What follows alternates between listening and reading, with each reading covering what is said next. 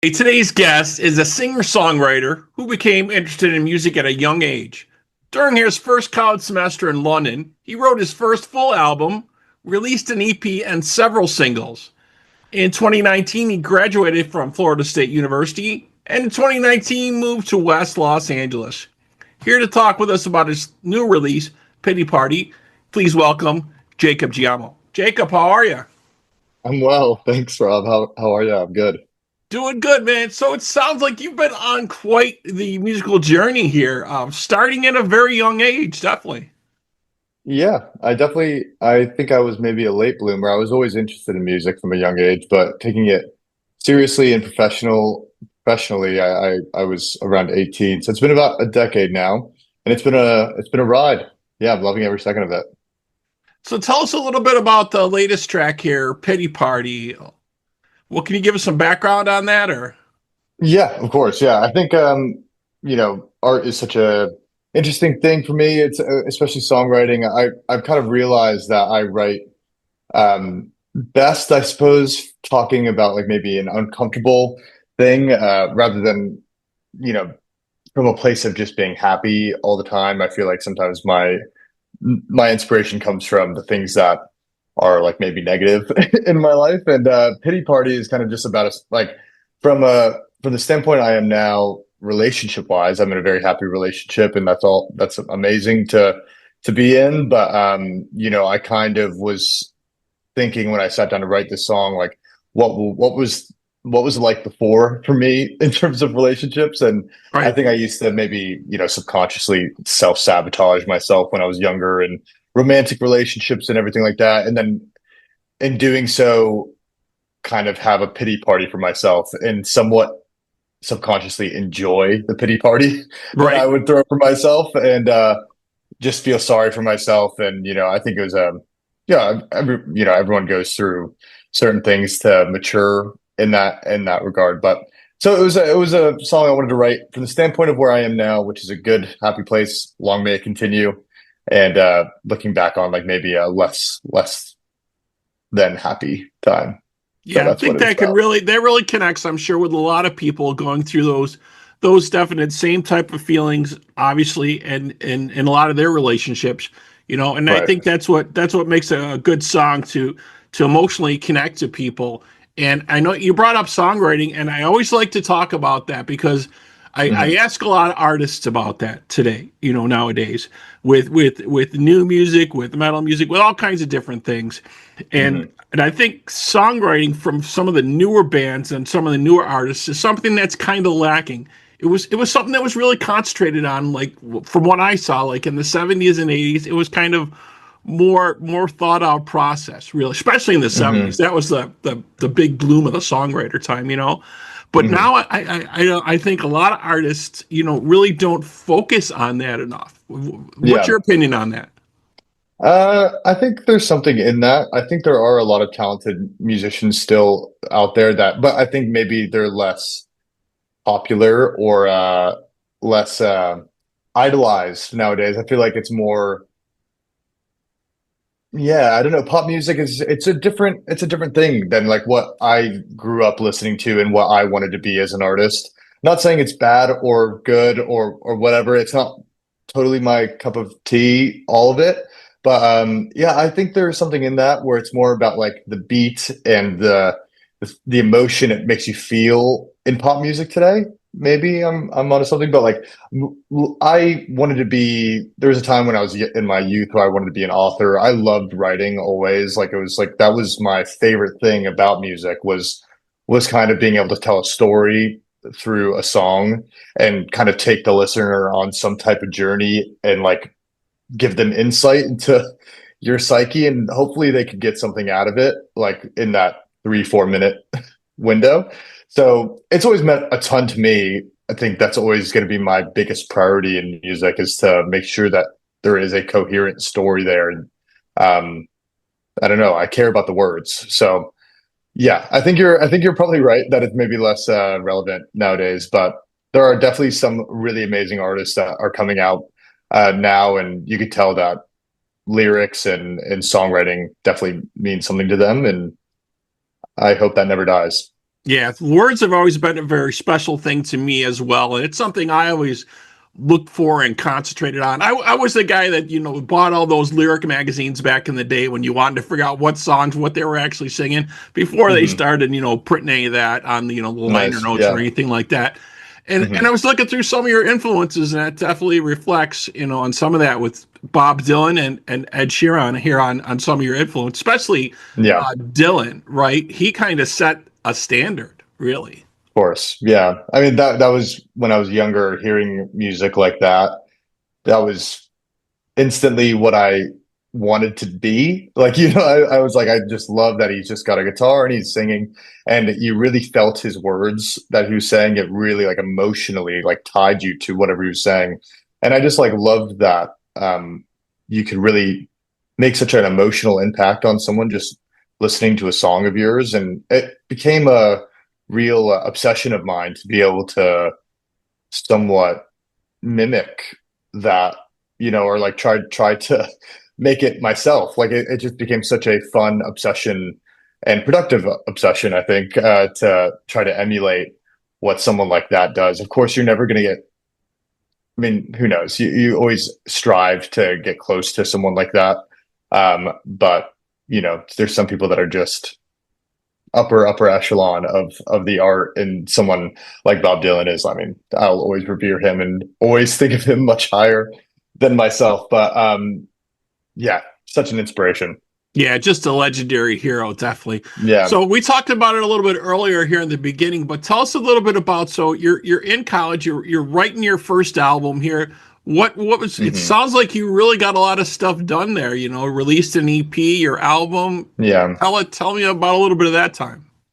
Yeah, I think I went to college. I did my first semester abroad in London, and I think in high school, I always really, really wanted to do music. I think I was embarrassed when I was younger to maybe come out and say like, "Hey, I want to sing. I was in sports." I don't know if other people relate to that, but when I went to college and I went to um, London my first semester, I felt like no one knew me. So I was like, I could kind of really start fresh here and just kind of like stake my claim. This is who I am. This is what I want to be going forward. Right. And, of all the friends I made there were super supportive of it. And I think I was just like really inspired to be like in a new place. I was away from family for the first time. It was kind of like a very liberating time. And it was my first time like writing songs. So like there's no expectation. It's kind of just like this is a free hit at like attempting this. Right. Right. And Sure. I loved that. I like look back on that time. It's like 10 years ago now. It's like such a fond experience because I personally don't go back and listen to those songs. I don't really ever go back and listen to my music in general.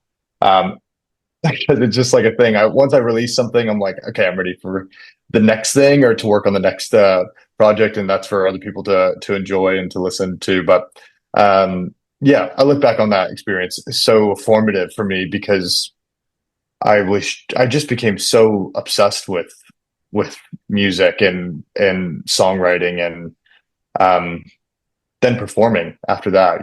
I came back from that experience and I really just wanted to start playing to people.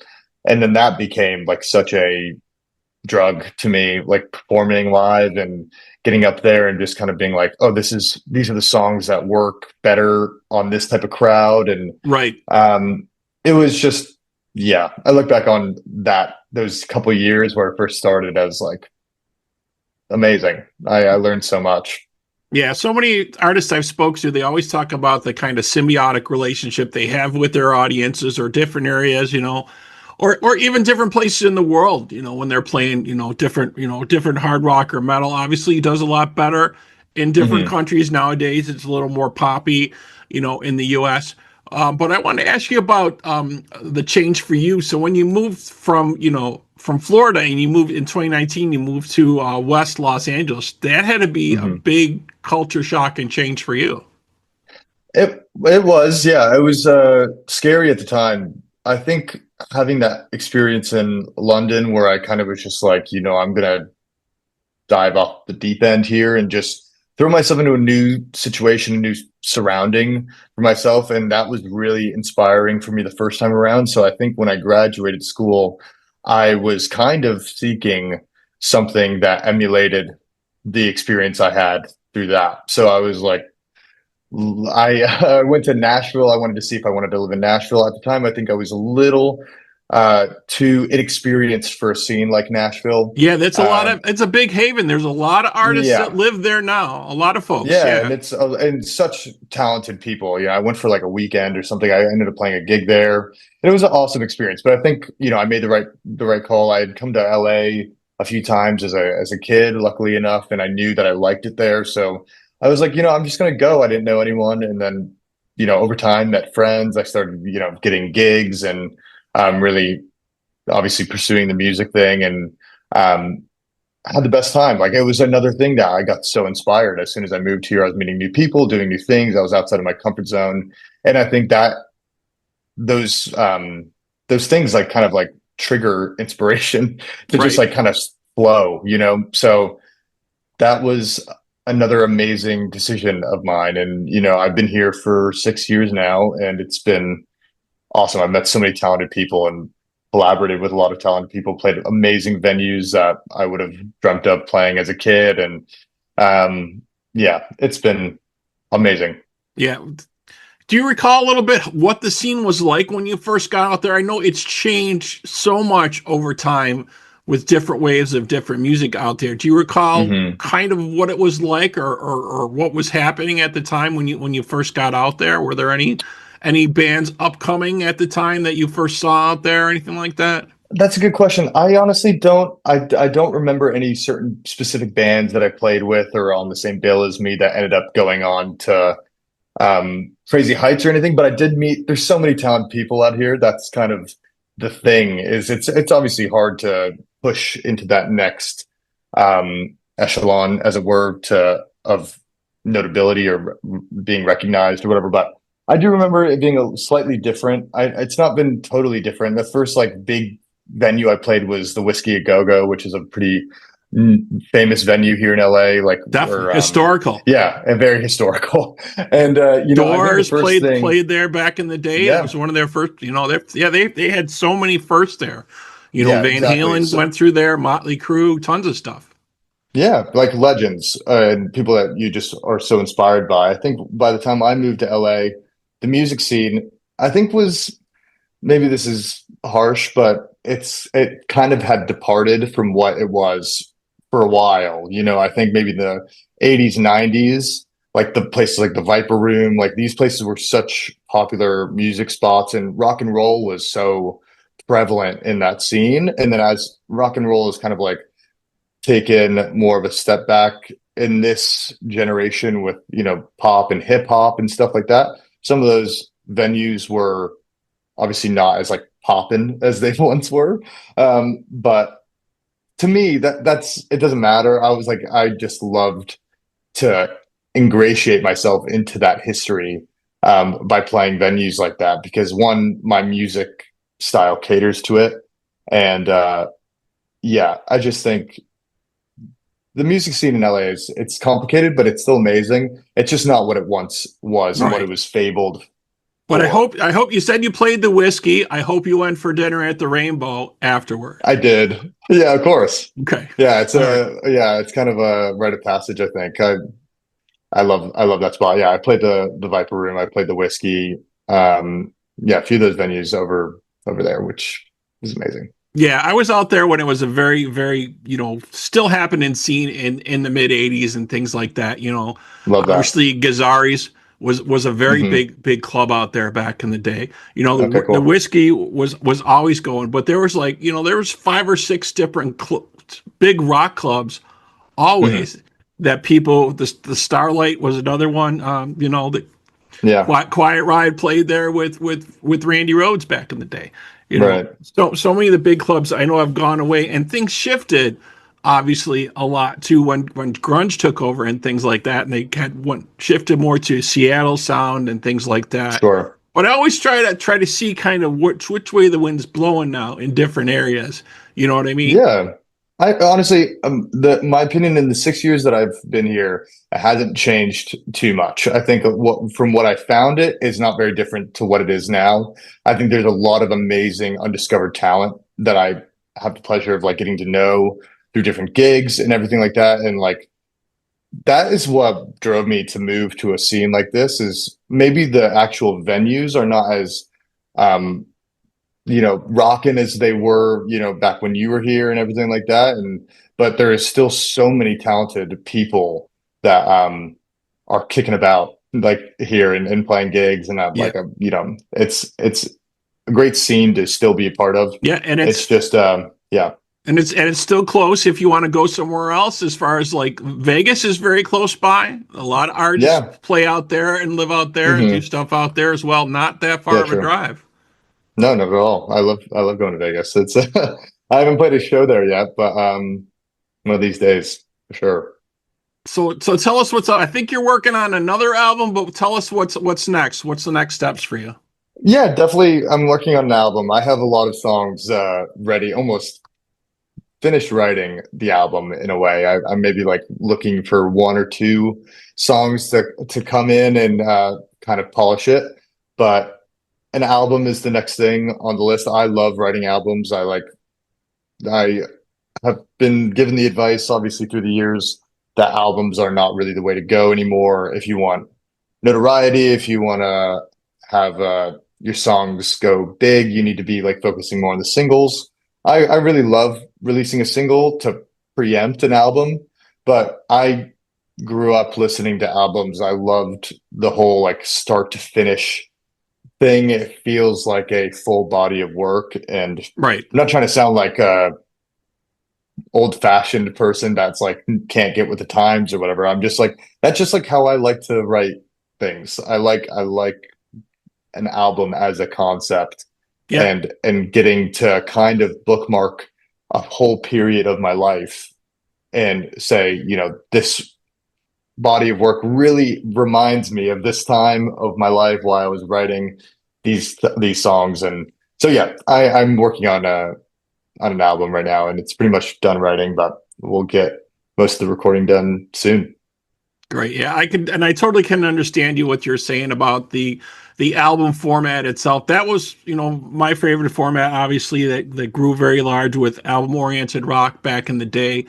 And Hmm. the thing that really amazes me is how it's kind of turned back the time how it used to be. Like back in the Mm. 50s and the 60s, you just released singles. You know what I Yeah, mean? That's what they did. They did a lot of that until they really found out that they had a niche or an audience. They wouldn't spend the money on an album. It was all about 45s back in the day. sure. That's Yeah, what you have. And it's just so kind of strange to me that we've almost kind of returned to that in a way. yeah, You know what I mean? People release a string of singles and they really wait it out sometimes. Unless, like you're saying, unless you have a whole body of work or a whole project ready to do that, then it's like, it's just the waiting game. It's like you release one or two or three singles before the album and do that. And that seems right. to work very well still too. I think Yeah, if you have the right audience for it. But yeah, a lot of people just do singles now. Yeah. yeah, and I totally respect people that do that. I love, like I said, I like to release singles to preempt an album. I think my music or my sound and the way I write kind of really lends itself to an album format.